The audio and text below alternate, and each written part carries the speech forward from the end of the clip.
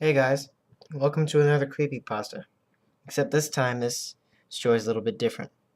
This is a creation of me and my cousin that I wrote about a few weeks ago. It's called The Doctor. Thinking back on the experience, I can't comprehend what happened. Even though I got away, I could still feel him calling to me. But I'll say this, if you're looking for an explanation, there just isn't one. I went out for one night for a drive because I had a lot on my mind. It was a calm, quiet, and very still night. Nobody was on the road.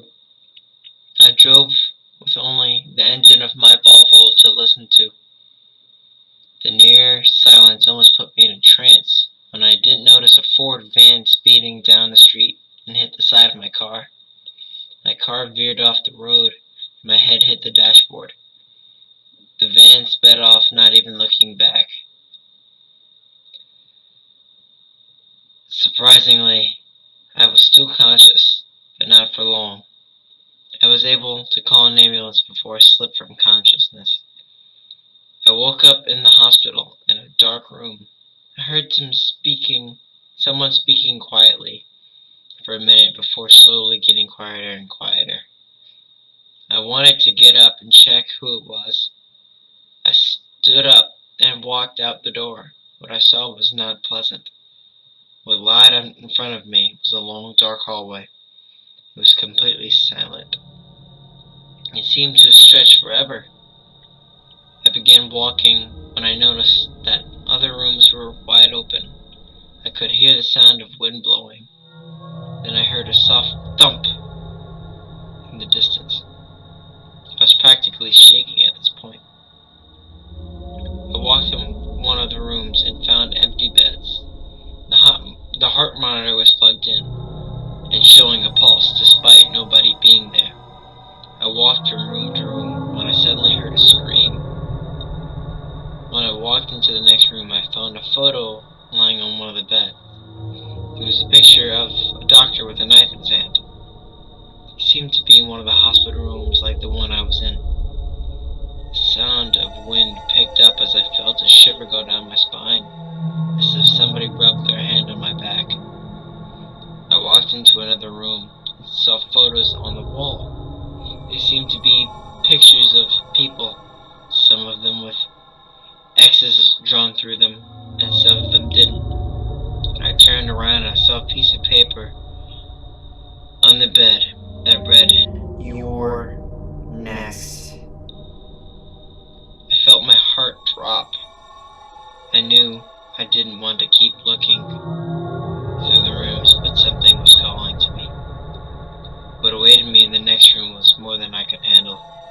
I walked into the next room and saw a lady strapped to the bed, and it didn't help that the heart monitor's pulse from before was speeding up.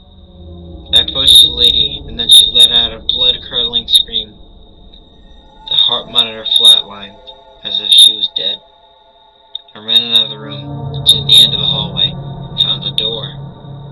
I tried to open it as quick as I could, but it was locked. I noticed to my left a set of stairs going up to the other floor. I began walking up these steps until I came across the bathroom. I looked inside of the stalls when I found a severed head in the toilet. I nearly threw up, but I kept soldiering on. In another stall, I found a notebook next to a pool of blood. It said, "I don't know where he is. The doctor's been going around killing all of his patients. I've been hearing screaming and cries for help."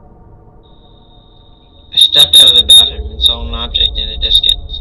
It was so dark I could barely see, but I could make out what it was. It appeared to be a key on top of a podium-like object. I went to go grab it, and it came off easy. I turned around, and he was sitting in the corner. He stood up quickly and began to chase me.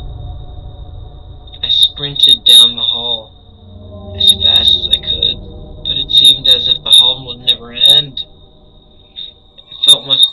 than when I walked in, almost as if gravity was pulling me back. I came back to the door that I saw earlier. I could feel him breathing down my neck. I unlocked the door and ran as far away as I could. I walked for miles to the nearest gas station. I walked in nervously. There wasn't anyone there. I grabbed some chips and put some money on the counter. I left and walked for longer than I could keep track of. I noticed the sun coming up with my feet, and with my feet aching, I feel myself getting tired. I hear a car coming down the road as it pulls up. I look at the driver and ask for a ride. He accepts, and I ask for the nearest hospital. He agrees and takes me to one. I feel relieved at knowing that I'm in safe hands as I let myself fall asleep. I'm okay. There's nothing wrong. He took me to the hospital where my wounds were treated and I was released. I went home